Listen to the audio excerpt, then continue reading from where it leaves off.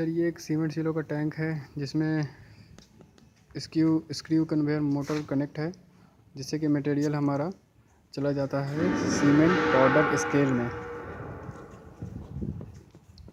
यह है cement powder scale, जिसमें ऊपर से स्क्रूइंग एप्लीकेशन की मदद से मटेरियल हमारा सीमेंट पाउडर स्केल में चला जाता है।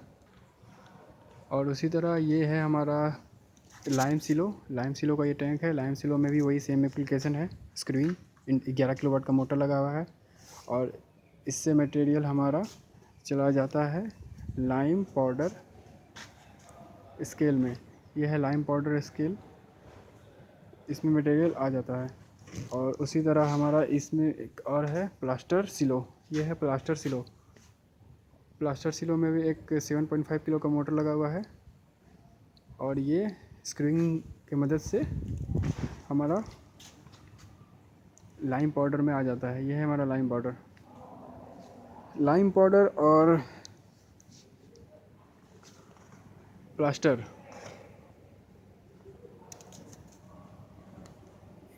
लाइम पाउडर स्केल में प्लास्टर सिलो और लाइम सिलो ये दोनों आता है। ये दोनों है इनका, ये हो गया लाइम पाउडर प्लास्टर सिलो और ये हो गया लाइम सिलो।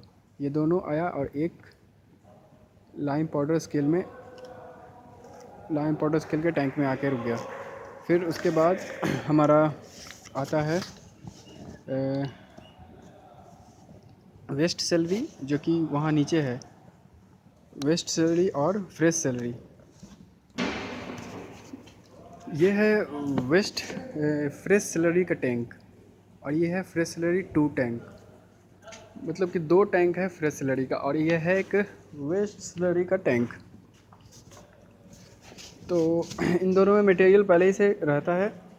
हमारा पीएलसी का काम सिर्फ यहाँ वल्व से स्टार्ट होता है।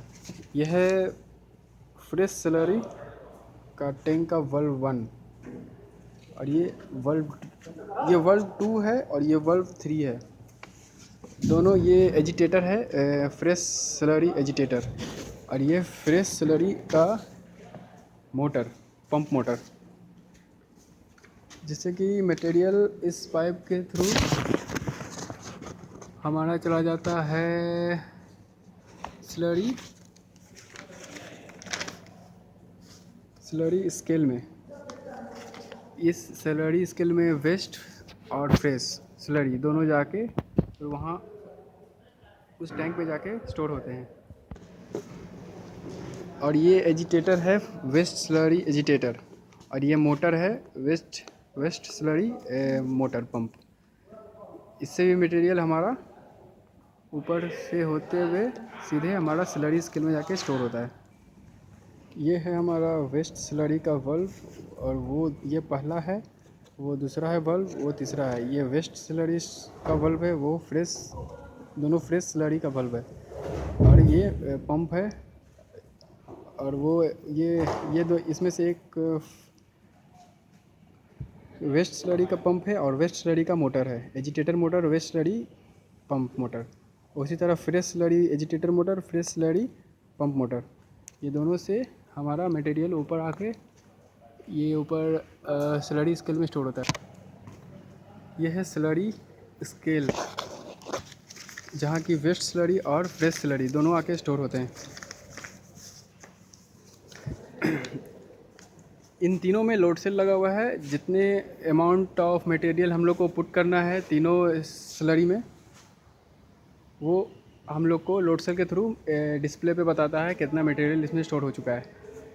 और ये हो गया स्लरी स्केल, वो हो गया लाइम पाउडर स्केल और ये हो गया सीमेंट पाउडर स्केल। इन तीनों में मटेरियल आने के बाद यहाँ से जो प्रोसेस है वो मैनुअली चलता है। ये हो गया मेन मिक्सर मोटर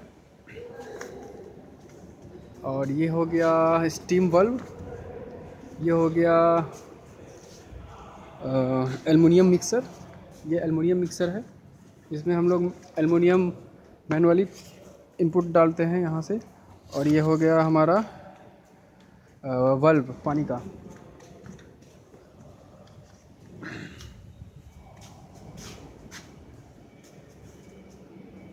यहाँ से मटेरियल लाइम सीमेंट पाउडर ये स्क्रू कन्वेयर के थ्रू इसमें जाता है। उसी तरह हमारा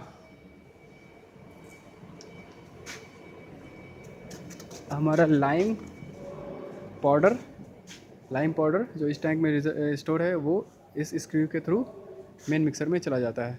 और ये जब हम लोग मटेरियल इसमें डालते हैं, मतलब slurry scale, lime powder scale और सीमेंट पाउडर स्केल, ये तीनों में मटेरियल आने के बाद हम लोग मेन मोटर ऑन कर देते हैं। ये है मेन मोटर, इसको ऑन करते हैं। उसके बाद हम लोग ये है स्लरी का वल्व ओपन करते हैं। स्लरी का वल्व ओपन कर लेते हैं। उसके बाद जब स्लरी चला जाता है तो फिर हम लोग ये सीमेंट पाउडर इसको ऑन करते हैं। इसके वल्व को ऑन करते हैं, वल्व खुलता है और यह मटेरियल मेन मिक्सर में चला जाता है। ये चला जाता है। उसके बाद लाइम पाउडर स्केल, इसको हम लोग स्क्रू के थ्रू इस मेन मिक्सर में इनपुट स्टोर करते हैं। ये चला जाता है। उसके बाद मेन मिक्सर 180 सेकंड तक रोटेट करता है। रोटेशन कंप्लीट होने के बाद इसका टेम्परेचर को नोटिस किया जाता है। अगर टेम्परेचर 40 डिग्री सेल्सियस है तो ठीक है, नहीं तो इस स्टीम वाल्व के थ्रू हम इसके टेम्परेचर को मेंटेन करते हैं। और उसके बाद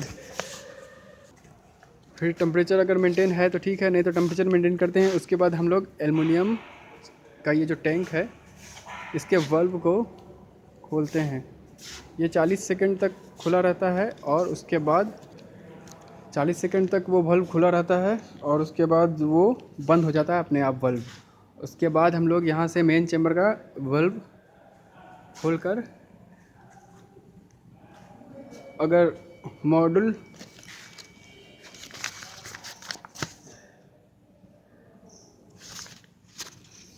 अगर इस प्लेटफॉर्म पे मोल्ड है तो हम इस टेलीस्कोप के थ्रू इसको डाउन करके मोल्ड में मटेरियल को डिस्चार्ज कर देते हैं। और फिर जब मटेरियल पूरी तरह से डिस्चार्ज हो जाता है तो ये टेलीस्कोप को ये बल्ब अपने आप बंद हो जाता है। मटेरियल डिस्चार्ज होने के बाद बल्ब अपने आप बंद हो जाएगा और ये टेलीस्कोप ऊपर चला जाएगा। ऊपर चला जाने के बाद फिर ये प्रोसेस कंप्लीट हो जाता है। और इस सिस्टम में एक वाइब्रेटर भी लगा है। ये है वाइब्रेटर जिससे कि बबल्स को रिमूव किया जाता है जो मोल्ड में स्टोर हो जाता है। तो इसका ऑपरेशन है फॉरवर्ड, रिवर्स और अप एंड डाउन। इसमें 2 सिलेंडर लगे हैं जिसके हेल्प से हम वाइब्रेटर को अप करते हैं और डाउन करते हैं। डाउन करने से ये मोल्ड में चला जाता है और वाइब्रेशन के थ्रू बबल्स को रिमूव कर देता है। और इसमें एक 2.2 किलोवाट का मोटर लगा है जो इसको फॉरवर्ड और रिवर्स रोटेट कराता है।